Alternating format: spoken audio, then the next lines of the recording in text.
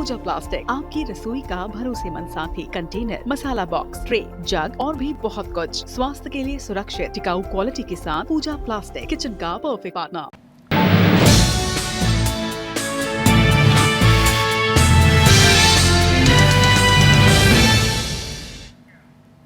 नमस्कार, news roundup में आप सभी का स्वागत है। मैं हूं नवरत्न पाराशर और बुलेटिन की शुरुआत करते हैं इस वक्त की बड़ी खबर सूरजपुर से, जहां सहकारिता उपायुक्त कार्यालय में एसीबी ने छापा मारा है। 40,000 रुपए की रिश्वत लेते सहकारिता निरीक्षक गिरफ्तार किया गया है। लेखपाल के पद पर नियुक्ति के लिए मांगी थी ये रिश्वत।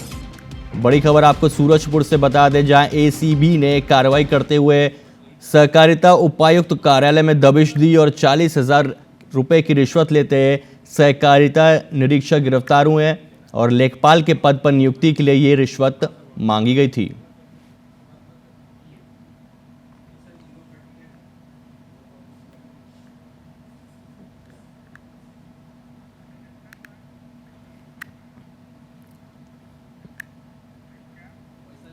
छत्तीसगढ़ विधानसभा के शीतकालीन सत्र का बुधवार को समापन हो गया। इस बार का सत्र कई मायनों में बेहद खास रहा। विधानसभा के इतिहास का ये पहला सत्र था जिसकी शुरुआत विधानसभा के पुराने भवन से हुई और समापन नवनिर्मित विधानसभा में हुआ। विधानसभा अध्यक्ष डॉक्टर रमन सिंह ने सदन में बताया कि 18 नवंबर को इस सत्र की पहली बैठक पुराने विधानसभा में हुई। इसके बाद 14 दिसंबर से लेकर 17 दिसंबर तक की बैठक विधानसभा के नए भवन में हुई। पहली बैठक में छत्तीसगढ़ के विजन 2047 पर सार्थक और व्यापक चर्चा हुई और इसी सत्र में प्रदेश का सबसे बड़ा 35,000 करोड़ रुपए का अनुपूरक बजट पारित किया गया। सत्र के सफल संचालन के लिए विधानसभा अध्यक्ष ने सभी को धन्यवाद दिया और नई विधानसभा के बेहतर संचालन के लिए सुझाव देने वाली कमेटी के गठन की घोषणा की है। बीजेपी विधायक धर्मलाल कौशिक के नेतृत्व में इस कमेटी में अजय चंद्राकर, संगीता सिन्हा, राघवेंद्र सिंह समेत अन्य विधायक सदस्य होंगे।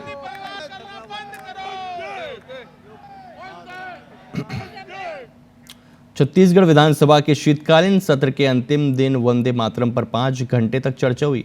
इस दौरान पक्ष और विपक्ष के बीच वार पलटवार हुआ। सीएम विष्णुदेव साय ने कहा कि वंदे मातरम का वर्णन करना देशवासियों के लिए महत्वपूर्ण है। पीएम मोदी का आभार संसद में इस विषय पर चर्चा कराए हैं। शहीद इस गीत के साथ फांसी को स्वीकार कर लेते थे। इस दौरान उन्होंने कांग्रेस पर जमकर निशाना साधा। डिप्टी सीएम अरुण साव ने कहा कि वंदे मातरम पर कुछ लोगों ने राजनीति की है और प्रधानमंत्री नरेंद्र मोदी ने देश को जोड़ने का काम किया। गृह मंत्री विजय शर्मा ने कहा कि अगर वंदे मातरम की लाइन को नहीं हटाया गया होता तो भारत का विभाजन भी नहीं होता। वहीं नेता प्रतिपक्ष डॉक्टर चरणदास महंत ने कहा कि बंकिम चंद्र चट्टोपाध्याय को मैं प्रणाम करता हूं। उनके कारण यह गीत देश को मिला। इस गीत का उपयोग कर कुछ लोग भारत को बांटने में लगे हैं। पर आज जब वंदे मातरम की चर्चा विधानसभा में हो रही है, देश की आजादी में कितनी बड़ी भूमिका वंदे मातरम की रही है। कांग्रेस पार्टी के लोगों ने पंडित नेहरू की अध्यक्षता में कांग्रेस की कार्यसमिति की बैठक में वंदे मातरम के केवल 2 पद को ही मुस्लिम लीग के दबाव में स्वीकार किया। देश आज़ाद हुआ, लेकिन वंदे मातरम कहने वालों पर, चाहे वो आम जनता हो, चाहे जन नेता हो, चाहे वो मीडिया के लोग हो, उनको भी कहते जेल के अंदर ठूसा जा रहा था। तो ये सब बातें तो कहते हैं, आज सदन में उस बात को लेकर के चर्चा में तो आएगा और उसका सामना तो करना पड़ेगा। पूरे देश में कहते कांग्रेस पार्टी को इसका सामना करना पड़ेगा। छत्तीसगढ़ कांग्रेस के नेताओं ने बुधवार को फिर एक बार अपनी ताकत दिखाई। उन्होंने विधानसभा से लेकर बीजेपी दफ्तर तक का घेराव किया। देखिए रिपोर्ट।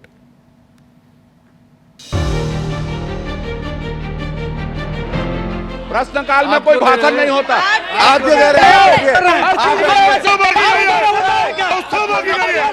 विधानसभा के शीत सत्र के आखिरी दिन कांग्रेस ने सदन से लेकर सड़क तक प्रदर्शन किया। प्रश्नकाल से पहले ही सदन का माहौल तब गर्मा गया जब कांग्रेस विधायक मनरेगा का नाम बदले जाने के विरोध में सत्यमेव जयते की तख्तियां लेकर सदन में पहुंचे। विधायक अजय चंद्राकर ने सदन में विपक्ष के पोस्टर लहराने पर सवाल खड़े किए। अजय चंद्राकर ने नेता प्रतिपक्ष चरणदास महंत को प्रश्नकाल में भाषण नहीं देने को कहा। इस पर महंत भी चंद्राकर पर बरसे। इसके बाद सदन में हंगामा तेज हो गया और सदन की कार्रवाई को 3 बार स्थगित करना पड़ा। प्रवेश को बाधित करना, इस प्रकार के जो प्रदर्शन हो रहा है ये नियम के विपरीत है। इसलिए मैं चाहूंगा कि आप बाहर जाएं। हम कोई बहस नहीं होती, व्यवस्था में कोई बहस नहीं होती, व्यवस्था आ गई। माननीय अध्यक्ष महोदय, फिर से मेरा आग्रह है कि आपकी व्यवस्था का पालन नहीं हो रहा है। माननीय अध्यक्ष महोदय, हमने कोई गलत... प्रश्नकाल में आप कौन सी परम भाषण दे रहे हैं? प्रश्नकाल में कोई भाषण नहीं होता। तो आप क्यों दे रहे हैं? प्रश्नकाल में कोई भाषण नहीं होता। आप क्यों दे रहे हैं?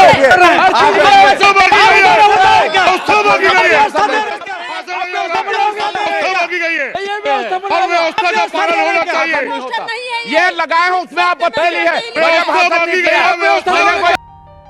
विधानसभा में प्रदर्शन करने के बाद कांग्रेस नेता सड़क पर उतरे। नेशनल हेराल्ड मामले में गांधी परिवार को राहत मिलने पर कांग्रेस ने भाजपा के खिलाफ बड़ा प्रदर्शन किया। पीसीसी चीफ के नेतृत्व में कांग्रेस नेता और कार्यकर्ता भाजपा कार्यालय की ओर कूच करने लगे, लेकिन मौके पर तैनात पुलिस बल ने उन्हें बीच रास्ते में ही रोक दिया। हालांकि प्रदर्शनकारी एक बैरिकेड को तोड़कर आगे बढ़ने में सफल रहे। इस दौरान प्रदर्शनकारी और पुलिस कर्मियों में झड़प भी हुई। कांग्रेस का आरोप है कि नेशनल हेराल्ड मामले में भाजपा का षड्यंत्र अब बेनकाब हो चुका है, जिस पर बीजेपी ने कांग्रेस पर तंज कसा है।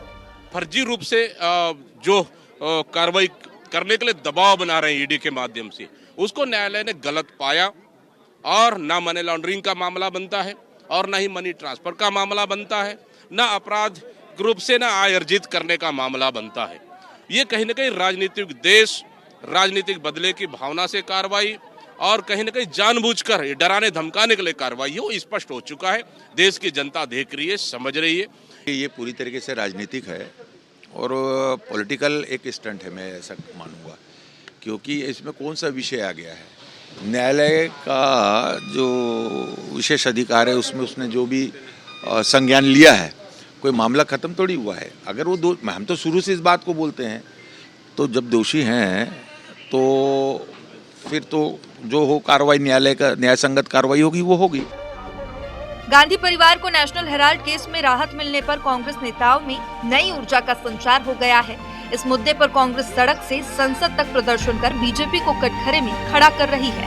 सौरभ सिंह परिहार और राजेश मिश्रा की रिपोर्ट, IBC 24 रायपुर। इंदौर में मुख्यमंत्री डॉक्टर मोहन यादव ने समीक्षा बैठक में इंदौर के मेट्रो के अंडरग्राउंड रूट को हरी झंडी दी थी। उन्होंने कहा था कि अंडरग्राउंड रूट पर 800 से 900 करोड़ रुपए की जो भी रकम लगेगी उसे राज्य सरकार वहन करेगी। इसी क्रम में इंदौर के रीगल ऑफिस पर मेट्रो के अंडरग्राउंड रूट को लेकर मेट्रो की टीम ने मार्किंग करना शुरू कर दिया है। खजुराना के बाद से ही मेट्रो अंडरग्राउंड हो जाएगी और उसका स्टेशन रीगल चौराहे स्थित ओल्ड SP ऑफिस पर बनेगा। मौके का जायजा लिया हमारे संवाददाता रवि हिमराज सिसोदिया ने। इंदौर की समीक्षा बैठक में मुख्यमंत्री डॉक्टर मोहन यादव ने यह साफ कर दिया था कि खजराना से एयरपोर्ट की तरफ जाने वाली जो मेट्रो स्टेशन की लाइन है वो खजराना से अंडरग्राउंड होगी और इसी को लेकर जो मेट्रो की टीम है उन्होंने इंदौर के रिगल पुलिस पुराने SP ऑफिस पर मार्किंग जो है वो शुरू कर दी है। भूमिगत स्टेशन जो है वो यहाँ पर तैयार होगा और आप देखेंगे कि ये जो झंडे यहाँ पर लगाए गए हैं ये एक प्रकार से मेट्रो द्वारा मार्किंग जो है वो यहाँ पर की जा रही है। चूँकि एडिसन से होते हुए खजराने की तरफ जो है वो अपर मेट्रो है और उसके बाद से अंडरग्राउंड मेट्रो जो है वो खजराना के बाद से हो जाएगी। रानी सराय ये जो पुराना पुलिस आयुक्त कार्यालय है वो इसके जद में आएगा और अभी आप देखेंगे कि वही मार्किंग जो है वो मेट्रो की टीम द्वारा यहाँ पर की जा रही है। हालांकि 800 से 900 करोड़ रुपए तक बढ़ने का जो इसकी लागत है जो बढ़ने वाली है उसको लेकर भी प्रदेश सरकार ने कहा है कि वो इस लागत को वहन करेंगे और यही फैसला जो है इंदौर की समीक्षा बैठक में लिया गया था। और उसके बाद आप देख रहे हैं कि यहाँ पर अब जो अंडरग्राउंड मेट्रो की जो स्थिति थी है फिलहाल वो साफ़ हो गई है। हालांकि अभी फ़िलहाल शासकीय विभागों की जो ज़मीनें हैं और ये जो प्रमाइसेस है ICH से लेकर इंडियन कॉफ़ी हाउस से लेकर जो SP ऑफिस है ये प्रमाइसेस को अब मेट्रो ने कवर कर लिया है और यहाँ पर मेट्रो का एक जो अंडरग्राउंड स्टेशन है वो यहाँ पर बनेगा। संतोष जटपन के साथ रवि हिमराज सिसोदिया, इंदौर। कांग्रेस के वरिष्ठ नेता और पूर्व मंत्री सज्जन सिंह वर्मा ने एक बार फिर बीजेपी नेताओं को निशाने पर लिया है। सज्जन सिंह वर्मा ने कहा कि मुख्यमंत्री के सामने 2-2, 3-3 बार के वरिष्ठ नेता मंत्री कैलाश विजयवर्गीय को गुहार लगानी पड़ रही है। अधिकारी उनके बात नहीं सुन रहे और उनकी बातों को अवॉइड कर देते हैं। उन्होंने कहा कि महापौर का भी यही हाल है, ऐसे इन दोनों को इस्तीफा दे देना चाहिए। दरअसल मुख्यमंत्री डॉक्टर मोहन यादव ने इंदौर दौरे के दौरान विकास कार्यों की समीक्षा बैठक ली थी। बैठक में मंत्री कैलाश विजयवर्गीय ने अधिकारियों द्वारा बात नहीं का जिक्र किया था, जिसको लेकर अब सियासत गर्मा गई है और आरोप प्रत्यारोप का दौर शुरू हो गया है। एक मुख्यमंत्री के सामने 2-3 बार वरिष्ठ मंत्री कैलाश विजयवर्गीय को गुहार लगाना पड़ रही है, बोलना पड़ रहा है कि आपके अधिकारी नहीं सुन रहे हैं, आपके अधिकारी अवॉइड कर देते हैं। कैलाश भाई, पुष्पमित्र भार्गव जी, दोनों इस्तीफा दे दो यार, बेइज्जती करा के क्यों सरकार में पड़े हो। जिलाध्यक्ष के बाद कांग्रेस में अब ब्लॉक और मंडल अध्यक्षों के लिए जद्दोजहद जारी हो गई है। काफ़ी दिनों से ये सूची अटकी हुई है और इसके लिए प्रदेश अध्यक्ष ने नए जिलाध्यक्षों से राय और रिपोर्ट मांगी है। पता चला है कि एक नाम में सहमति बनाने में समय लग रहा है, इसलिए इसमें देरी हो रही है। जिलाध्यक्षों की तरह इनकी नियुक्तियों में भी आपराधिक रिकॉर्ड, पार्टी के प्रति समर्पण को विशेष महत्व दिया जा रहा है। इस संबंध में कांग्रेस के प्रदेश अध्यक्ष दीपक बैज का कहना है कि जल्द ही सूची जारी कर दी जाएगी। विधानसभा खत्म होने के बाद कांग्रेस के वरिष्ठ नेता बैठक कर इसकी रणनीति तैयार करेंगे। कांग्रेस के रायपुर शहर जिलाध्यक्ष श्री कुमार मेनन का कहना है कि नए जिलाध्यक्ष ब्लॉक और मंडल के लिए योग्य कार्यकर्ताओं की तलाश कर आपसी सामंजस्य के साथ नाम फाइनल करते जा रहे हैं। बहुत जल्द होगा। जैसे जिलाध्यक्षों की आज हम लोग जिलाध्यक्ष बने आज 12-15 दिन हुए हैं। आने वाले समय में चूंकि मंडल और ब्लॉक अध्यक्षों को काम करना, हम लोगों के साथ मिलकर काम करना है। हम लोग के साथ जब काम करना है तो एक बार बैठ के बात करने की, चर्चा करने की ज़रूरत है। वो चर्चा करने का एक प्रावधान रखा गया पार्टी के अंदर में कि तमाम जो आने वाले पद हैं उसके संबंध में चर्चा होगी और बात करने के बाद ब्लॉक अध्यक्ष और मंडल की जो प्रक्रिया वो पूरी की जाएगी। एक तरफ जहां मध्य प्रदेश कांग्रेस में ब्लॉक अध्यक्षों की घोषणाओं का सिलसिला जारी है, तो वहीं दूसरी तरफ रतलाम जिले से कांग्रेस को बड़ा झटका मिला है। यहां कांग्रेस पार्टी से पूर्व विधायक और मौजूदा जिला अध्यक्ष हर्ष विजय गहलोत ने पार्टी से इस्तीफा दे दिया है। अचानक आए इस इस्तीफे ने रतलाम जिले के साथ साथ प्रदेश कांग्रेस में हड़कंप मचा दिया है। जिलाध्यक्ष हर्ष विजय गहलोत ने प्रदेश कांग्रेस अध्यक्ष जीतू पटवारी को अपना इस्तीफा भेजा है।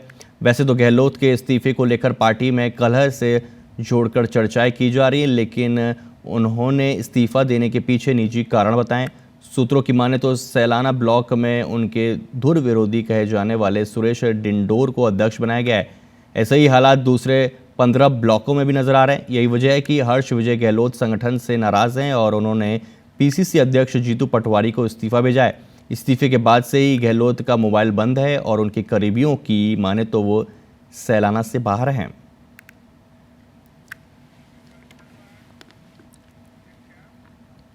और शराब घोटाला मामले में जेल में बंद पूर्व आबकारी मंत्री कवासी लखमा को पेशी के लिए कोर्ट लाया गया, जहां उन्होंने कहा कि जनवरी में जेल जाने के बाद पहली बार आज बाहर आए हूं। उन्हें हार्ट के साथ शुगर और आंख की बीमारी है। विधानसभा की कार्रवाई में शामिल होने के सवाल पर कवासी ने कहा कि इस संबंध में राज्यपाल और विधानसभा अध्यक्ष को पत्र लिखा था। राजकुमार कॉलेज में हुए विधानसभा के पहले सत्र में शामिल हुआ था। पुराने विधानसभा के सत्र में शामिल नहीं होने का अफसोस है। वहीं विधानसभा में बस्तर के मुद्दों को नहीं उठा पाने का अफसोस जताया।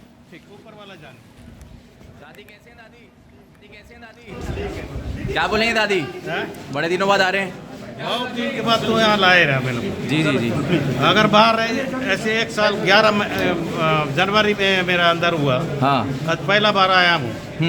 तबीयत ठीक है आपकी? अभी तबीयत तो अच्छा नहीं है। मैं ब्लड प्रेशर वाला आदमी हूँ और शुगर वाला आदमी हूँ और मेरा हार्ट का भी बीमारी है। जी, आपको नहीं ला रहे थे? एक आरोप था कि आपको नहीं लाया जा रहा था, क्या बोलेंगे? पहला बार तो लाए हैं। अगर बाहर रहता तो वारंट निकलता है कि नहीं निकलता है? ऐसा देश का कानून है, अपमान करने का काम कर रहे हैं। मैं इतना चिल्लाया तब पहला बार लाए हैं। विधानसभा का सत्र चल रहा है, आप मौजूद नहीं है वहाँ पे अभी, क्या करोगे? जी, आपका स्वास्थ्य भी खराब था? तबीयत ठीक नहीं रहता है। ठीक, कैसा लगता है? कभी ब्लड प्रेशर, मैं हार्ट का बीमारी हूँ, शुगर का बीमारी है, घुटना का बीमारी है। इलाज प्रॉपर व्यवस्था मिल रही है? वो कहाँ मिलता है? आज के लिए आप बाहर जाने के लिए बोल रहे हैं, लेकिन बाहर नहीं ले जा रहे हैं आपको? एक बार तो ले गए थे। हाँ, एक बार मात्र ले गए थे। इतना प्रताड़ित हो रहा हूँ। ठीक। ऊपर कवर्धा जिले के समरू गांव में उस समय अफरा तफरी मच गई जब गांव के ही एक सिरफिरे युवक ने टंगिया से 3 ग्रामीणों पर जानलेवा हमला कर दिया। तीनों युवक किसी काम से कवर्धा की ओर जा रहे थे और प्रत्यक्षदर्शियों के मुताबिक आरोपी रास्ते में पहले से ही हाथ में टंगिया लेकर खड़ा था। जैसे ही तीनों वहां पहुंचे उसने उन्हें रोककर अचानक ताबड़तोड़ हमला कर दिया। हमले में एक युवक की गर्दन पर गंभीर चोट आई है और इस घटना के बाद गाँव में चीख पुकार मच गई। तीनों घायलों को एम्बुलेंस के जरिए जिला अस्पताल लाया गया, जहां उनका इलाज जारी है। इधर सूचना पर झलमला पुलिस ने केस दर्ज कर अब जांच शुरू कर दी है।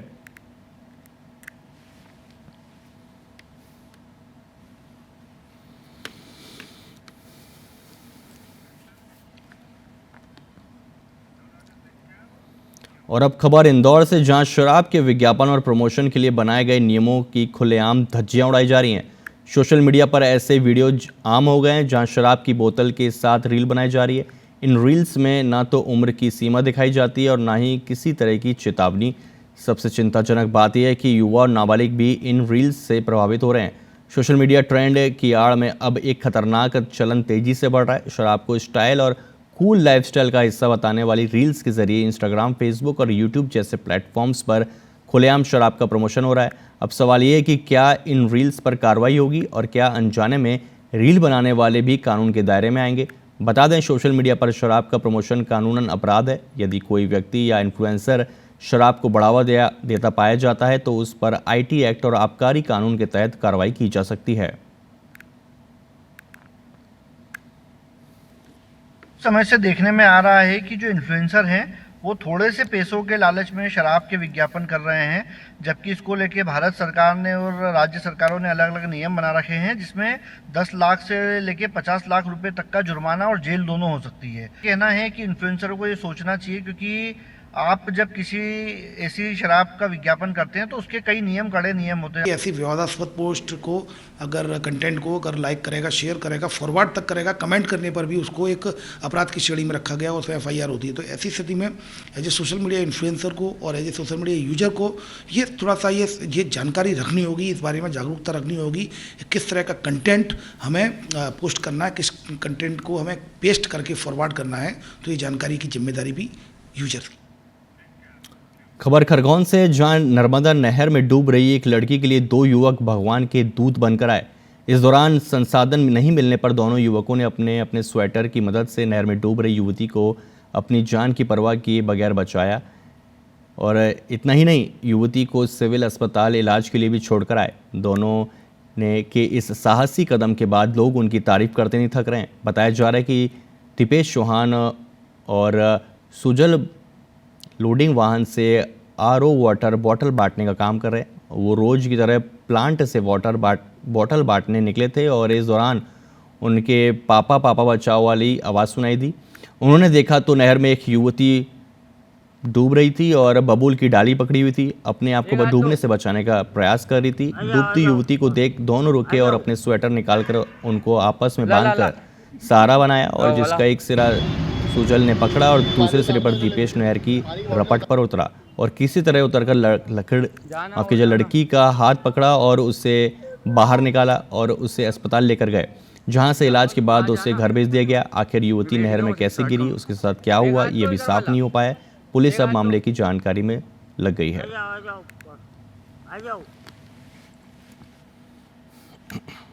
फिर हम नहर के रास्ते से जाने लगे और नहर के रास्ते से जैसे ऊपर थोड़े गए हम, वहाँ पर एक लड़की कांटा पकड़ के हम नहर के अंदर चिल्ला रही थी, पापा बचाओ हमें। तो हमने हमारी गाड़ी रोकी और उसको बचाने की कोशिश की कि कैसे। फिर हमने हमारी शूटर ऑन को एक दूसरे की जगह बांधी और फिर हमने उसको फेंका और उससे फिर उसने को बचाया। इंदौर में जानलेवा बन चुके चाइनीज मांझे पर पुलिस लगातार कार्रवाई कर रही है। अब पुलिस बेचने वालों से लेकर इस्तेमाल और भंडारण करने वालों पर सख्त कार्रवाई कर रही है। कई थाना क्षेत्रों में पहले ही दर्जनों लोगों पर कार्रवाई की जा चुकी है।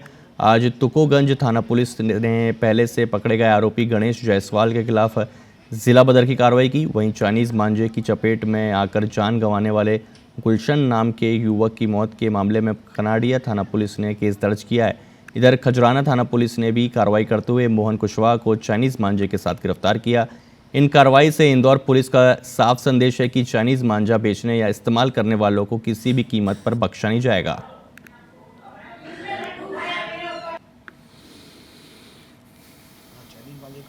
करना, इसका यूज उपयोग करना, इस सभी पर पाबंदी लगाई गई है। इसमें कठोर कार्रवाइयाँ की जा रही है और इसमें लगातार जो लोग जो क्रय कर रहे हैं इसका उसमें उनको जलावतन भी किया जा रहा है। उसके अलावा अन्य प्रिवेंटिव एक्शंस भी किए जा रहे हैं। इसमें किसी को भी बख्शा। भिंड जिले के गोहद स्थित सरकारी वेयर हाउस गल्ला मंडी में रखे गेहूं की बोरियों में पानी छिड़कने को घटना सामने आई है। शिकायत पर कनिष्ठ आपूर्ति अधिकारी गोहद ने छापा मारकर पानी छिड़काव का सामान सहित अन्य सामग्री जब्त की है। मामले में फूड ऑफिसर का कहना है कि यहां से सरकारी राशन वितरण दुकानों में अनाज सप्लाई किया जाता है और लगातार खराब गेहूं आने की शिकायत मिल रही है। जांच में खुलासा हुआ कि देर रात वेयर हाउस प्रबंधक सहित अन्य 5 लोग मिलकर वेयर हाउस में रखे गेहूं की बोरियों पर पानी का छिड़काव कर रहे हैं। खाद्य अधिकारी ने पंचनामा बनाकर अग्रिम कार्रवाई के लिए कलेक्टर को भेज दिया है। वहीं वेयर हाउस प्रबंधक ने कनिष्ठ खाद्य आपूर्ति अधिकारी पर पैसे मांगने का आरोप भी लगाया है।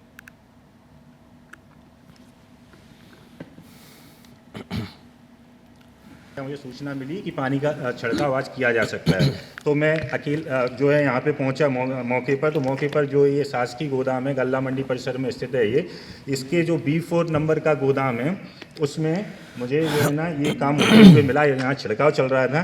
सभी जो छिड़काव किया जा रहा था दवाई होना बताया जा रहा था, जिसे जब्त करके रूम को सील किया गया था। और उसके पश्चात चूँकि हमारा PDS कार्य प्रभावित न हो, नागरिक आपूर्ति निगम के नेतृत्व में जिले स्तर से संयुक्त जांच दल टीम भेजी गई है, तो जांच कार्य जारी। खबर शहडोल से है, जहां बिरसा मुंडा मेडिकल कॉलेज का एक वीडियो सोशल मीडिया में जमकर वायरल हो रहा है। वायरल वीडियो में गायनिक विभाग के डॉक्टर और मरीज के परिजन बात करते नजर आ रहे हैं। परिजनों का आरोप है कि डॉक्टर नशे की हालत में था और दर्द का इंजेक्शन लगाने पर बदतमीजी की। दरअसल बुढ़ाड़ थाना क्षेत्र के चंगेरा गांव की महिला उप सरपंच को सोमवार रात करीब 10 बजे डिलीवरी के लिए बिरसा मुंडा मेडिकल कॉलेज शहडोल लाया गया।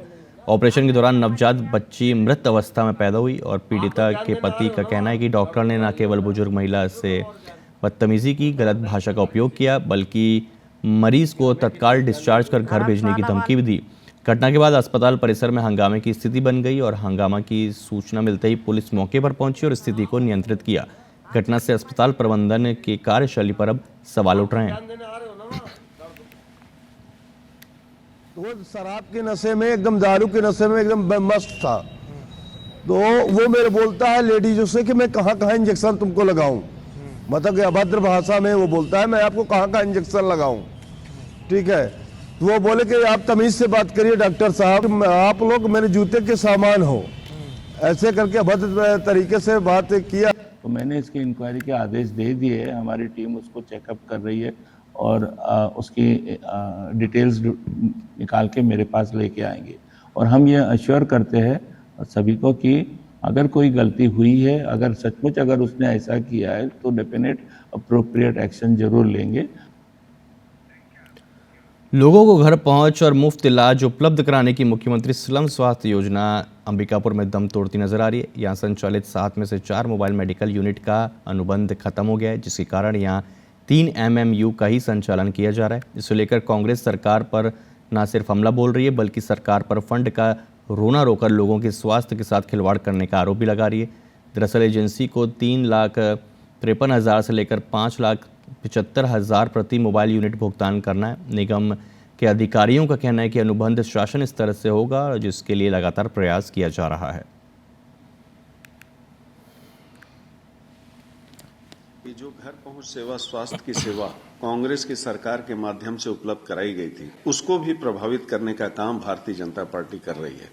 आज जो दिखाई दे रहा है कि जहां पे 7 गाड़ियां पूरे अंबिकापुर नगर निगम क्षेत्र में चला करता था, और आज स्थिति ये बन गई है कि उसमें से 4 में से मात्र 3 गाड़ियां चल रही हैं और 4 गाड़ियों को बंद कर दिया गया है। नगर निगम में 5 गाड़ियां और नगर पंचायतों में 2 गाड़ियां, कुल 7 गाड़ियां यहाँ पे संचालित थी, 2 फेस में अलग अलग। तो पहले फेस के जो 4 वाहन है उनका अनुबंध कंप्लीट हो चुका है। ये शासन को हमने जानकारी दिया हुआ है। दूसरे नगर निगमों में भी इसी प्रकार से 1-2 नगर निगमों में हुआ है।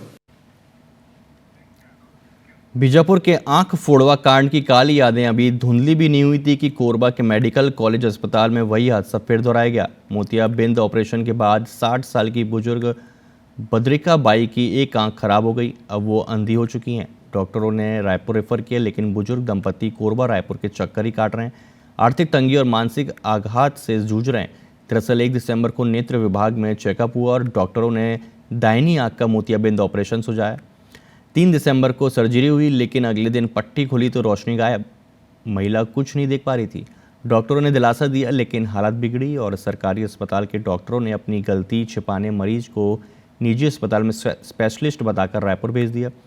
रायपुर के निजी अस्पताल श्री रेटिना केयर में नियम विरुद्ध तरीके से दबावपूर्वक भर्ती कराया गया। यहाँ भी आंखों को ठीक करने का प्रयास किया गया, लेकिन नतीजा सिर्फ नहीं निकला और जिसके बाद अब एक बार फिर इनको मेडिकल कॉलेज के नेत्र योग विभाग वाले एम्स रेफर कर दिया गया है। तो रायपुर में कितने दिन रहे? 1 रोज रुके, 3 रोज रुका। 3 रोज रुके थे। वहाँ भी इलाज हुआ? हाँ, उसका रिपोर्ट रखे हुए हैं हम लोग। हाँ, फिर वहाँ से क्या बोले? यहाँ रिफर कर दिए, फिर वापस भेज दिए कोरबा। अब यहाँ क्या दिन हो गया? अब हम लोगों का 3 रोज हो रहा है। 3 रोज यहाँ। फिर अब क्या बोल रहे हैं डॉक्टर? रायपुर भेज रहे हैं। फिर रायपुर भेज रहे हैं। पेशेंट अभी वहाँ से ट्रीटमेंट वो कराया है ना, ट्रीटमेंट टाइम पर पहुँच गया था। उसका जो सर्जरी ट्रीटमेंट सब हो चुका था। ट्रीटमेंट एडवाइस हो गया था। उसके बाद पेशेंट वापस भी आया, पेशेंट इम्प्रूव भी कर रहा था। उसी बीच में थोड़ा सा उसको मेडिकल प्रॉब्लम स्टार्ट हो गया था, जैसे बीपी कम वगैरह हो गया था, तो उसको स्टेबल करने के लिए हमने एडमिट किया था यहाँ पर। और उसी बीच में हम देखे कि थोड़ा सा रिकरेंस हो रहा है, मतलब वापस से फिर से मवाद दिख रहे हैं। तो फिर उस कंडीशन में हमने फिर तुरंत से जैसे ही स्टेबल हुआ पेशेंट, फिर तुरंत हमने एम्स रायपुर। उमरिया जिले में प्रधानमंत्री आवास योजना में बड़ी गड़बड़ी सामने आई है। यहाँ पात्र हितग्राहियों के साथ साथ मृतकों के नाम से भी आवास बना दिया गया। पूरा सिस्टम डिजिटल होने के बाद भी पंचायत के जिम्मेदारों ने सरकार से राशि लेकर आवास कंप्लीट करा दिया, जबकि जिन्हें जरूरत है वो आज भी भटक रहे हैं। मामला उमरिया जिले के मानपुर जनपद के ग्राम पंचायत कुदरी का है। दरअसल 7 साल पहले मर चुके व्यक्ति के नाम से आवास जारी किया गया। मकान बनाने के नाम पर राशि निकाल ली गई। पंचायत के सरपंच और सचिव ने जिला प्रशासन के पूरे डिजिटल सिस्टम को ठेंगा दिखाते हुए ये कारनामा कर दिखाया है। मामले में प्रभारी मंत्री ने कार्यवाही का आश्वासन दिया है।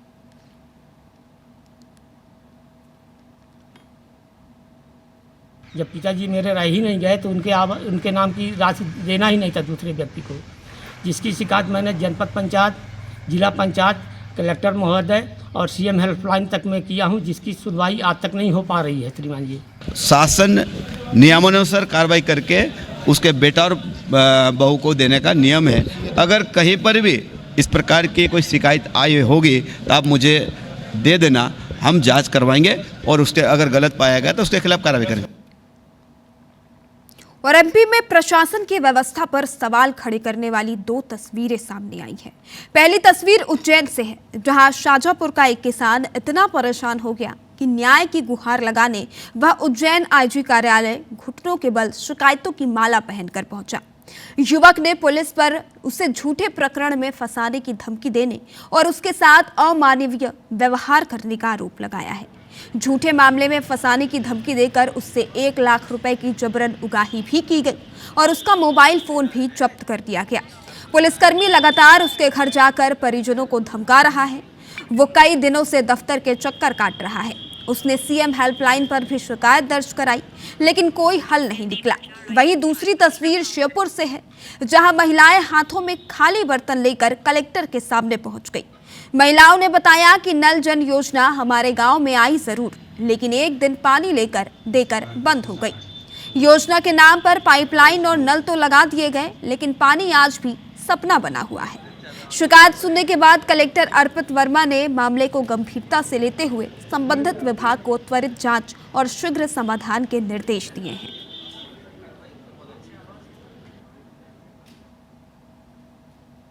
फाइनेंस का ट्रैक्टर का मामला है, उसमें जबरदस्ती मुझे फंसाना चाह रहे हैं। कौन लोग एक लोग वो कह रहे हैं कि तू हमारा मदद कर, उसके हिसाब से मुझे फंसाना चाह रहे हैं। कौन लोग क्या नाम क्या? बैरागी जी हमें उठा के ले गए थे, थाना प्रभारी जी।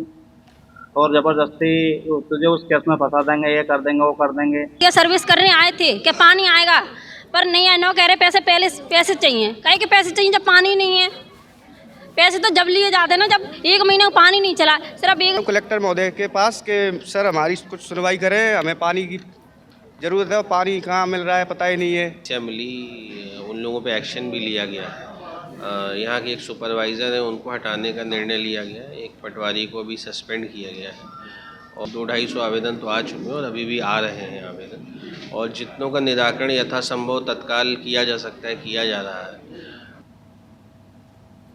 और वित्तीय वर्ष 2025-26 के लिए ग्वालियर नगर निगम ने 140 करोड़ रुपए का संपत्ति कर वसूली का लक्ष्य तय किया था, लेकिन अब तक 91 करोड़ रुपए की वसूली की गई है। वसूली की रफ्तार को देखते हुए पिछले वर्ष के आंकड़े तक पहुंचना फिलहाल निगम के लिए चुनौती बनता नजर आ रहा है। हालत यह है कि कम वसूली के चलते निगम में सड़क, सीवर समेत अन्य निर्माण और विकास कार्य ठप पड़े हैं। बता दें कि हालात इतने खराब हैं कि कर्मचारियों को वेतन भुगतान में भी देरी हो रही है। वहीं निगम आयुक्त जिम्मेदार अधिकारियों को फटकार लगा रहे हैं और तय समय सीमा में लक्ष्य पूरा करने के निर्देश दिए जा रहे हैं। साथ ही निगम ने बताया है कि अब जो भी बड़े बकायेदार हैं उन पर सख्ती के साथ कार्रवाई की जाएगी।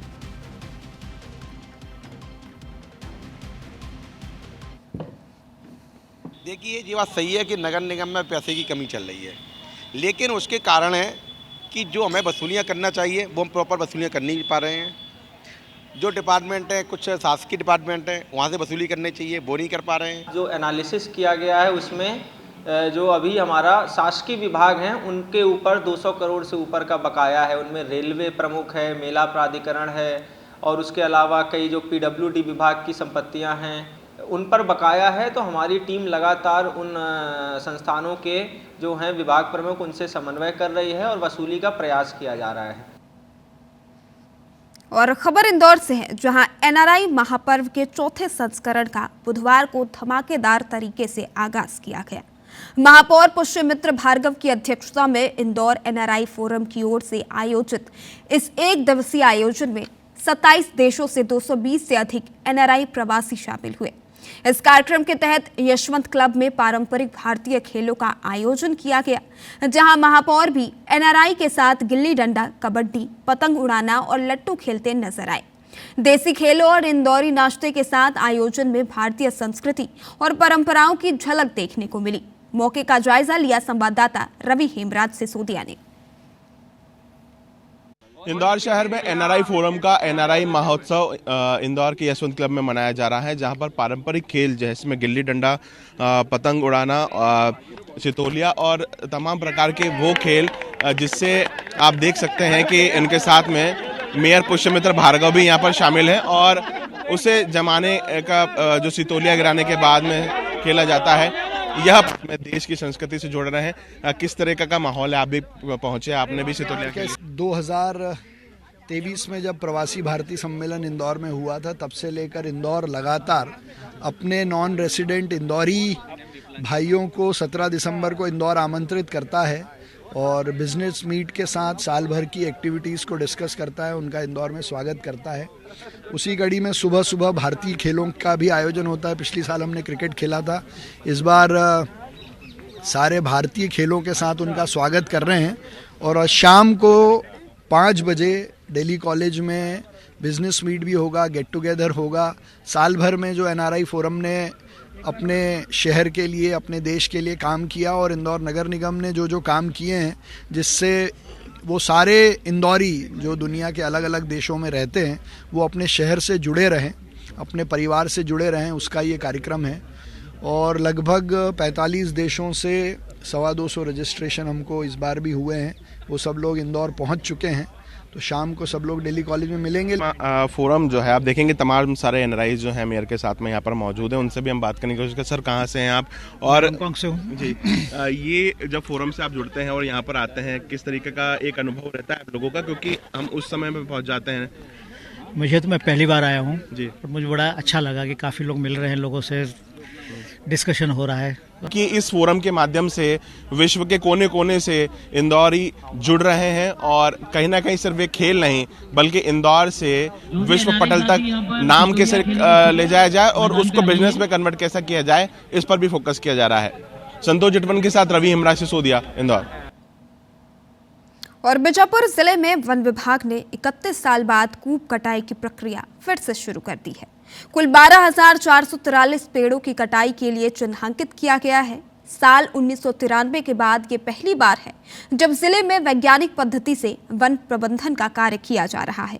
डीएफओ रंगानाथा रामकृष्ण ने कहा कि नियंत्रित कटाई से जंगलों का संतुलन बेहतर होगा और नए पौधों के प्राकृतिक संवर्धन में मदद मिलेगी। साथ ही पेड़ों की नीलामी से मिलने वाली रॉयल्टी का 20% हिस्सा ग्रामीण वन समितियों को दिया जाएगा। इससे स्थानीय स्तर पर रोजगार और आय के अवसर बढ़ेंगे। तो वहीं स्थानीय ग्रामीणों और आदिवासी संगठनों ने इसका विरोध शुरू कर दिया है। उनका आरोप है कि ग्राम सभा के सहमति के बिना कूप कटाई की जा रही है। ये जो कूप कटाई है ये एक वैज्ञानिक प्रबंधन है फॉरेस्ट का, जिससे कि नया फॉरेस्ट आ सके। और एक आपत्ति आ रहा है कि पेसा कानून के अंतर्गत ग्राम सभा का सहमति अनिवार्य है कर, जो कि हर जगह पे किया गया है। और हम लोग सभी ग्रामवासियों को ये भी आश्वस्त करते हैं कि जो भी लोग हमारे कूप कटाई में आके शामिल होंगे उनको हम रोजगार भी मिलेगा। और छत्तीसगढ़ विधानसभा के शीतकालीन सत्र के अंतिम दिन कई महत्वपूर्ण बिल पारित किए गए। सदन में छत्तीसगढ़ दुकान और स्थापना संशोधन विधेयक 2025 पारित कर दिया गया। इसके साथ ही प्रदेश में श्रम कानून और काम करने के घंटे में बदलाव होगा। अब प्रदेश में 20 कर्मचारी तक वाले संस्था को छत्तीसगढ़ दुकान और स्थापना एक्ट के तहत रजिस्ट्रेशन करने की बाध्यता नहीं रहेगी।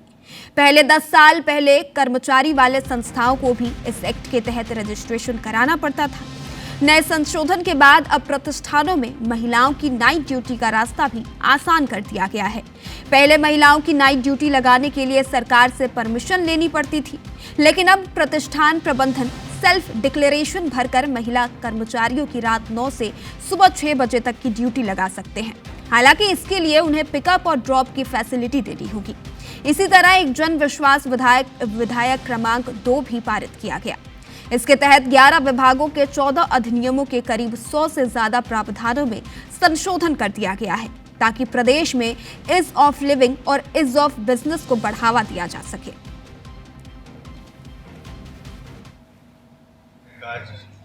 विधानसभा में पारित हुआ है। इसमें हमारे लगभग 11 विभाग के अलग अलग जो छोटे छोटे केस में जेल सजा की प्रावधान था उसको ख़त्म कर दिया गया है, उसको सस्ती जुर्माना के रूप में परिवर्तन किया गया है। अब इस तरह से बहुत सारे सरलीकरण किया गया है। तो वही जल संसाधन विभाग के सचिव राजेश सुकुमार टोप्पो ने प्रेस वार्ता कर विभाग की 2 साल की उपलब्धियां बताई। उन्होंने बताया कि सिंचाई क्षमता में 25,000 हेक्टेयर की वृद्धि के साथ कुल सिंचाई क्षमता 21.76 लाख हेक्टेयर तक पहुंच गई है। 14 नई बड़ी सिंचाई परियोजनाओं को स्वीकृति प्रदान की गई है, जिससे 1 लाख हेक्टेयर अतिरिक्त क्षमता में वृद्धि होगी। तो वहीं लंबे समय से चल रहे महानदी और इंद्रावती जल विवाद को लेकर सचिव टोप्पो ने कहा कि इसका निपटारा जल्द कर दिया जाएगा। अगर 100 यूनिट पानी कोई सरकार रोकती है या उपयोग में लाती है तो उसका 80% उपयोग सिंचाई के लिए होता है, 15% इंडस्ट्री में होता है और 5% पीने का पानी में होता है। ये नेशनल एवरेज है माने तो छत्तीसगढ़ में भी ऐसा ही है। अगर आप मेरा पूरा हिसाब देख लीजिएगा तो 80% पानी देखिएगा सिंचाई में जा रहा है, 15% उद्योग में जा रहा है और 5% ड्रिंकिंग वाटर में जा रहा है। तो वही राजधानी रायपुर में नेशनल हेराल्ड मामले को लेकर कांग्रेस ने जमकर विरोध प्रदर्शन किया। पंडरी के मिनी माता परिसर बड़ी संख्या में कांग्रेस नेता और कार्यकर्ता इकट्ठे हुए और वहां से सत्यमेव जयते का नारा लगाते हुए बीजेपी कार्यालय का घेराव के लिए कूच करने निकले, लेकिन पुलिस ने खालसा स्कूल के पास बैरिकेड्स लगाकर कांग्रेसियों को रोक दिया। इस दौरान कांग्रेस नेताओं की पुलिस से झूमा झटकी भी हुई। कांग्रेस नेताओं ने कहा कि नेशनल हेराल्ड मामले में बीजेपी ने उनके नेता राहुल, सोनिया और प्रियंका गांधी पर गंभीर आरोप लगाए, लेकिन कोर्ट ने इस मामले में ईडी की एफआईआर पर संज्ञान लेने से मना कर दिया है। दीपक बैज ने इसे सत्य की जीत बताई, तो वहीं बीजेपी नेताओं ने पलटवार करते हुए कहा कि कांग्रेस एक परिवार की चाटुकारिता करती है। कांग्रेस सारी सीमाएं लांघ चुकी है। कार्रवाई करने के लिए दबाव बना रहे हैं ईडी के माध्यम से, उसको न्यायालय ने गलत पाया और ना मनी लॉन्ड्रिंग का मामला बनता है और ना ही मनी ट्रांसफर का मामला बनता है, ना अपराध ग्रुप से ना आय अर्जित करने का मामला बनता है।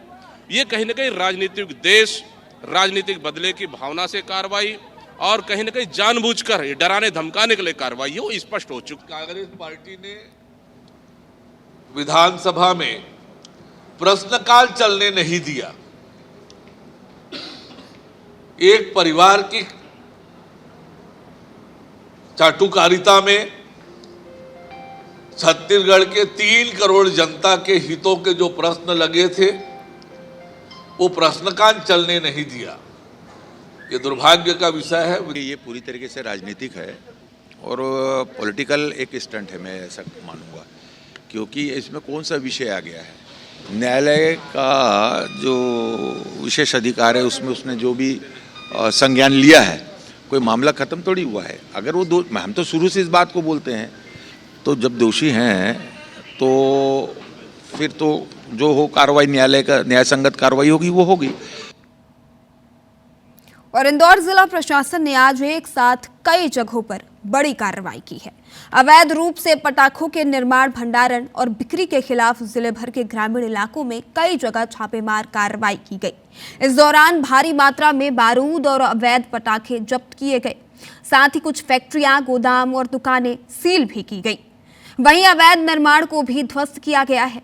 इस कार्रवाई का सबसे बड़ा केंद्र हतोद क्षेत्र रहा, जहां अवैध पटाखा फैक्ट्री का भंडाफोड़ भी हुआ। कार्रवाई के दौरान 2 लोडिंग वाहन भी जब्त किए गए हैं, जिनमें बड़ी मात्रा में तैयार पटाखे और निर्माण सामग्री मिली है। इस मामले में मुख्य आरोपी राहुल अग्रवाल के खिलाफ एफआईआर दर्ज कर उसे गिरफ्तार किया गया है। मकान को जमींदोज किया गया है और जो वैधानिक कार्रवाई है वो की जा रही है। और इसी क्रम में कुछ जगहों पर धर्मखेड़ी पर कुछ अवैध गैस टंकी भंडारण के भी पॉइंट्स मिले हैं, तो वहाँ भी प्रकरण दर्ज करके जो भी नियमानुसार कठोर कार्रवाई है वो की जा रही है। बाकी सबसे पहले तो हम लोग जो इस तरह के भंडारण पॉइंट्स हैं उनको जब्त करके कार्रवाई करते हैं, और बाकी जो इससे जुड़े हुए लोग हैं उन पर भी हम लोग लीगल ओपिनियन ले रहे हैं, और जो भी सख्त से सख्त वैधानिक कार्रवाई होगी वो की जाएगी। और अब खबर रीवा से, जहां Shreeji infrastructure India private limited से करीब 6 करोड़ 9 लाख रुपए की धोखाधड़ी और गबन मामले में पुलिस ने मुख्य आरोपी अतुल पाठक को गिरफ्तार कर लिया है। आरोपी को न्यायालय में पेश कर 3 दिन की पुलिस रिमांड प्राप्त की गई। तो वहीं इस प्रकरण में कुल 5 लोगों को आरोपी बनाया गया है। दरअसल Shreeji infrastructure India private limited के चीफ फाइनेंशियल ऑफिसर ने विश्वविद्यालय थाने में शिकायत दर्ज कराई कि अप्रैल 2018 से अगस्त 2025 के बीच आरोपी अतुल पाठक ने कंपनी के डायरेक्टर संजय सिंह के फर्जी हस्ताक्षर कर अतिरिक्त चेकबुक जारी करवाई और उसके जरिए अपने और रिश्तेदारों के खातों में फर्जी ट्रांजैक्शन कर करीब 6 करोड़ 9 लाख रुपए का गबन किया। आरोपी ने पूछताछ के दौरान बताया कि 1 करोड़ 2 लाख रुपए कंपनी के खाते में वापस कर दिए हैं, जबकि 28 लाख रुपए नगद वापस दिए हैं। आरोपी ने गबन की गई राशि से अलग अलग जगहों पर जमीन भी खरीदी है। श्रीजी कंस्ट्रक्शन कंपनी ने एक लिखित शिकायत दी थी, जिसमें कटनी में उन्हीं के यहाँ काम करने वाले कटनी के रहवासी अतुल पाठक और उनके लोगों के द्वारा ठगी करने के बारे में बताया गया था। ठगी की राशि लगभग 5 से 6 करोड़ रुपए के आसपास की है। तो लगभग 5 आरोपी हैं और भी दस्तावेजों के आधार पर आरोपियों के बढ़ने और घटने की संभावना। और रायपुर में आरपीएफ और जीआरपी ने एक मानव तस्कर को गिरफ्तार कर उसके पास से 2 नाबालिग बच्चों को सुरक्षित बरामद किया है। दरअसल association for voluntary action NGO को जानकारी मिली कि हावड़ा से मुंबई जाने वाली ज्ञानेश्वरी एक्सप्रेस में एक संदिग्ध युवक 2 नाबालिग बच्चों के साथ सफर कर रहा है, जिसके बाद आरपीएफ, जीआरपी और चाइल्ड लाइन की एक विशेष टीम ने ट्रेन की S10 बोगी में दबिश देकर युवक को पकड़ लिया। इसके बाद उसे थाने लाकर पूछताछ की गई तो उसने अपना नाम रशीद मुल्ला निवासी 24 दक्षिण परगना पश्चिम बंगाल बताया। कड़ाई से पूछताछ करने पर आरोपी ने बताया कि वो दोनों नाबालिगों को एक फैक्ट्री में काम कराने ले जा रहा है। उसके बाद पुलिस ने आरोपी रशीद को जेल भेज दिया है, तो वहीं दोनों बच्चों को माना स्थित बाल संप्रेक्षण गृह में सुरक्षित रुकवाकर उनके परिजनों को सूचना दी गई है।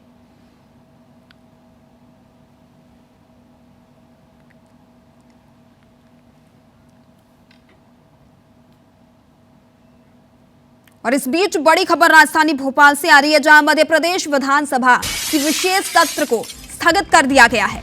एमपी विधानसभा की 69वीं वर्षगांठ पर यह विशेष सत्र बुलाया गया था। विशेष सत्र में विकसित और समृद्ध प्रदेश पर फोकस रहने वाला था।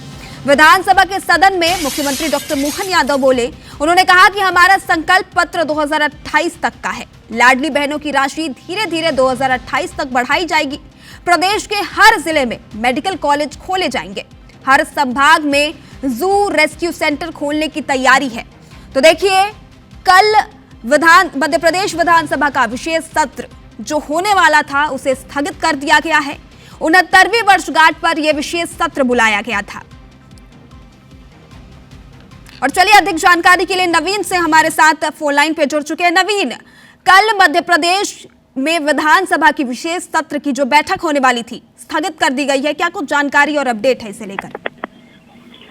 देखिए, मध्य प्रदेश विधानसभा का विशेष सत्र आज हुआ था और आज के इस सत्र में मध्य प्रदेश सरकार ने 2047 तक किस तरीके से मध्य प्रदेश को विकसित किया है उसका एजेंडा रखा। किस तरीके से मध्य प्रदेश की सरकार काम कर रही है, किन योजनाओं के जरिए मध्य प्रदेश को आगे बढ़ाना है, उसको लेकर चर्चा की। मध्य प्रदेश के मुख्यमंत्री डॉक्टर मोहन यादव ने आज अपने भाषण के साथ विधानसभा सत्र का समापन हुआ और इसके पहले नेता प्रतिपक्ष उमंग सिंगार ने अपनी बात रखी और विपक्ष ने मध्य प्रदेश की सरकार की जन विरोधी नीतियों का जिक्र किया और 2047 तक मध्य प्रदेश किस तरीके से विकसित बने उसको लेकर सुझाव दिए। हालांकि इस बीच में मध्य प्रदेश के मुख्यमंत्री डॉक्टर मोहन यादव ने बताया किस तरीके से मध्य प्रदेश की सरकार गरीब, महिला, आदिवासी, दलित समाज के लिए योजनाएं बना रही है और किस तरीके से काम कर रही है और अब तक क्या क्या किया है।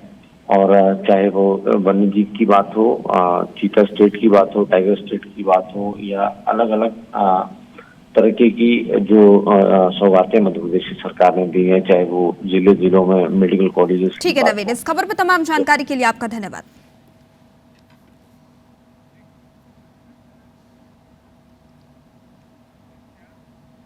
और इस कड़ी में अगली खबर मंदसौर से है, जहां के संजीत नाका क्षेत्र की कॉलोनी में तेंदुए से हड़कंप मच गया। तेंदुआ निर्माणाधीन घर के अंदर घुस गया। जहां तेंदुआ मौजूद था वहीं पर गाय का एक बछड़ा भी बंधा हुआ था।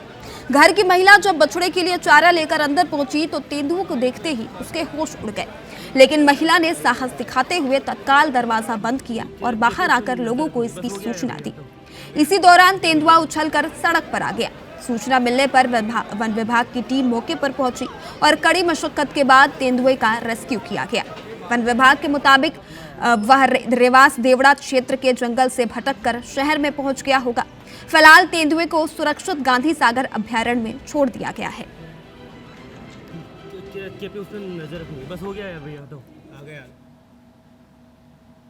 और यहाँ पर पहुँच के जो है इसको हमने केमिकली ट्रैंक्लाइज किया और इस पूरे ट्रैंक्लाइज में जो है कि हमें पुलिस प्रशासन, रेवेन्यू प्रशासन पूरा मिला था हमारा राज्य का और इसके साथ साथ फॉरेस्ट के साथ साथ हमें होमगार्ड का बहुत अच्छा सहयोग मिला।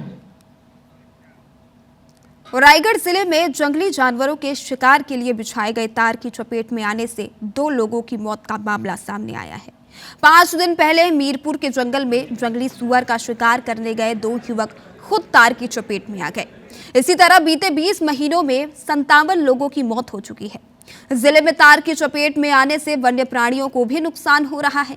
2025 में रायगढ़ वन मंडल में शिकार के 19 मामले दर्ज किए गए हैं। जानकारों का कहना है कि जंगल में पर्याप्त मॉनिटरिंग की कमी है, इसी का फायदा उठाकर शिकारी उठा रहे हैं।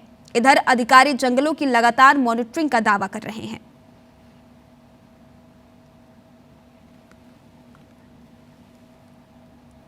फॉरेस्ट डिपार्टमेंट अपनी जवाबदारी पूरी नहीं कर रहा है, क्योंकि फॉरेस्ट की जवाबदारी ये है कि वन जीव जंतुओं का संरक्षण दे और उनकी देखभाल करे। में इसको शिकार के लिए फंदा फंसाते हैं। बाकी हमारे तरफ से मॉनिटरिंग तो डेली की जा रही है, 2 टाइम की जाती है, एक शाम को जिस समय वो लोग हुकिंग करते हैं, दूसरा मान लीजिए भूल चूक से अगर नहीं भी कर पाए तो सुबह टाइम भी अपन माने 4 बजे उठ करके भी मॉनिटरिंग कर रहे हैं कि कहीं कोई इस प्रकार का अगर अवैध दिखता है तो उसको हम पकड़ें।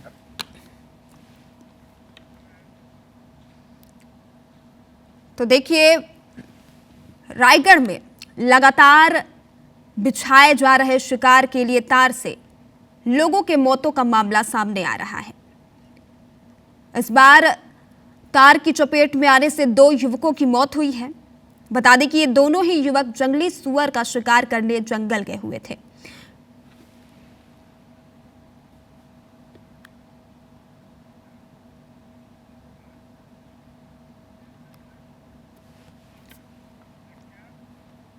और राजधानी रायपुर की चौबे कॉलोनी स्थित महाराष्ट्र मंडल में Chhattisgarh state power companies pensioners association के प्रदेश स्तरीय सम्मेलन का आयोजन हुआ। इस आयोजन में 75 साल पूरे कर चुके सेवानिवृत्त सदस्यों का सम्मान किया गया। सभी सदस्यों ने कार्यक्रम में बढ़ चढ़कर हिस्सा लिया। इस कार्यक्रम के समापन में सदस्यों ने गीत संगीत की सुंदर प्रस्तुति भी दी, जिसने सभी का मन मोह लिया।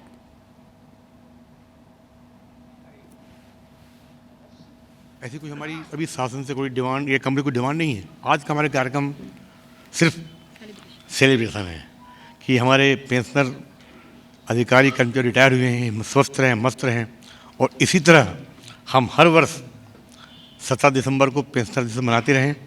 यही हमारा आज का, और कोई हमारा कोई बड़ा इशू नहीं है। और अब आपको छत्तीसगढ़ के कांकेर जिले के एक गांव की ऐसी कहानी दिखाते हैं जिसे देख और सुनकर आप भी कहेंगे, काश हम सब भी अपने गांव के लिए कुछ कर पाएं। क्योंकि मुसूरपुट्टा गांव के लोगों की एक पहल ने बच्चों को हवाई जहाज का सफर तक करा दिया, जिसकी हर ओर सराहना हो रही है। देखिए ये रिपोर्ट।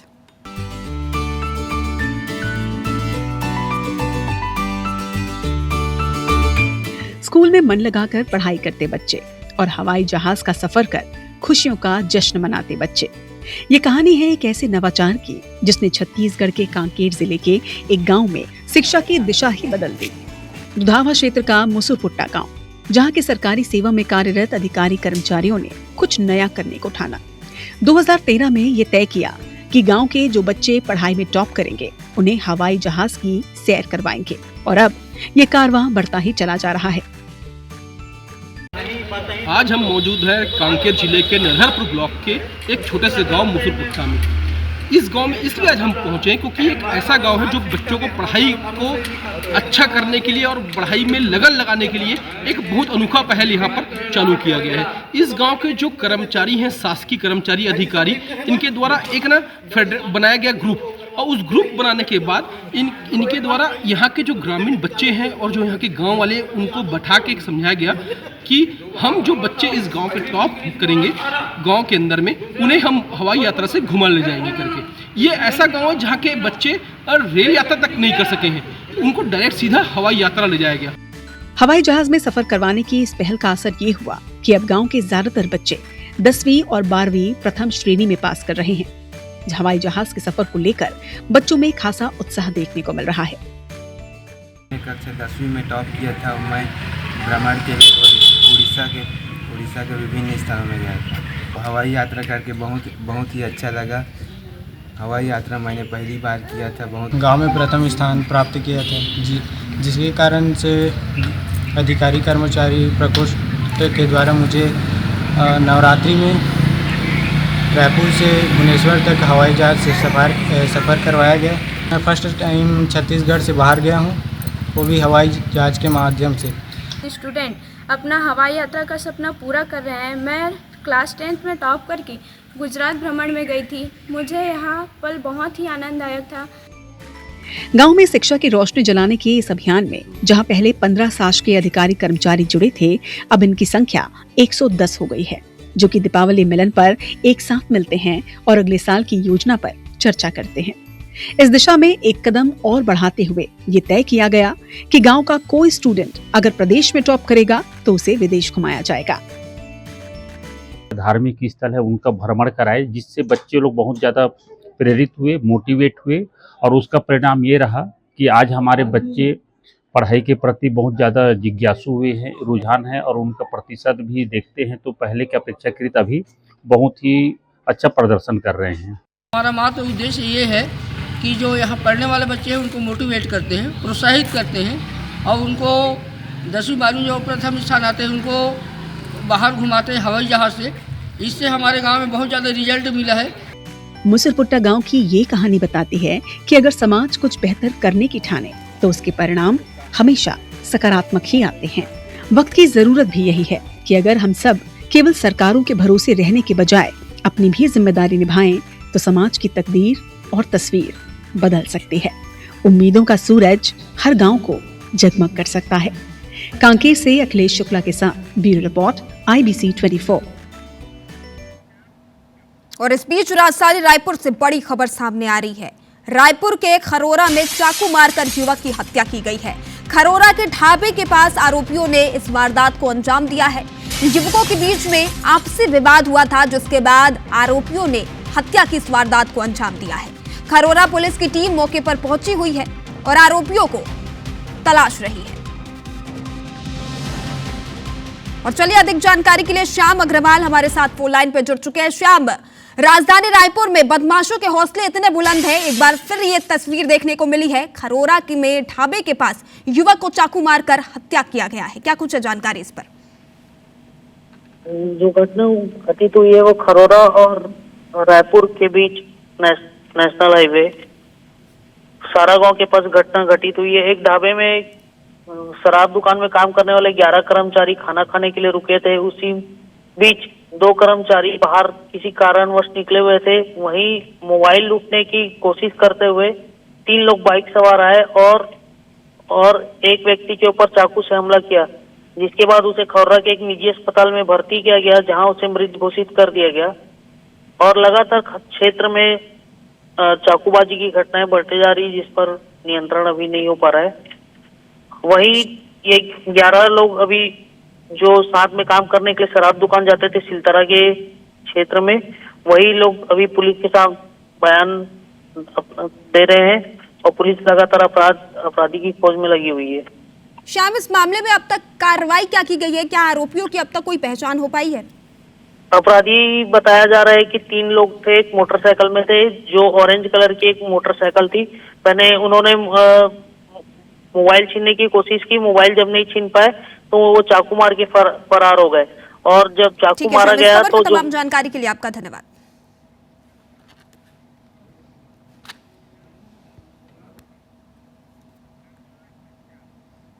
और नर्मदापुरम के एक युवा तैराक ने जिले के साथ साथ देश और प्रदेश को गौरवान्वित किया है। साउथ अफ्रीका में आयोजित UIPM वर्ल्ड चैंपियनशिप के अंतिम दिन यश बाथरे ने 2 रजत और 1 कांस्य पदक जीता है। इस प्रतियोगिता में 30 देशों के खिलाड़ी शामिल हुए। पदक जीतकर शहर पहुंचने पर उनके परिजनों ने उनका गर्मजोशी के साथ स्वागत किया है। यश का यह उत्कृष्ट प्रदर्शन उनकी कड़ी मेहनत, अनुशासन और मध्य प्रदेश ट्रायथलॉन अकादमी के उच्च स्तरीय प्रशिक्षण का परिणाम है। इससे पहले भी यश 8 राष्ट्रीय प्रतियोगिताओं में शामिल हो चुके हैं। यश को अब तक खेल और युवा कल्याण विभाग की ओर से किसी तरह की आर्थिक सहायता नहीं मिली है। अब तक जो भी खर्च हुआ है उसे उसके पिता ने ही वहन किया है। इधर मध्य प्रदेश पेंटाथलॉन संघ के सचिव ने बताया कि आने वाले एशियाड में यश का सिलेक्शन लगभग तय माना जा रहा है।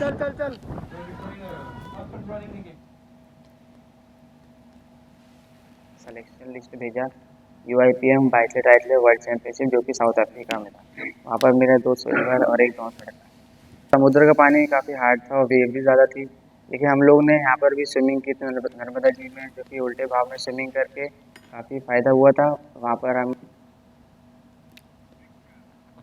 और खरगोन जिले के टांडा बरूड़ गांव में एक किसान ने अपनी लाखों रुपए की तरबूज की फसल गांव के लोगों को मुफ्त में बांट दी।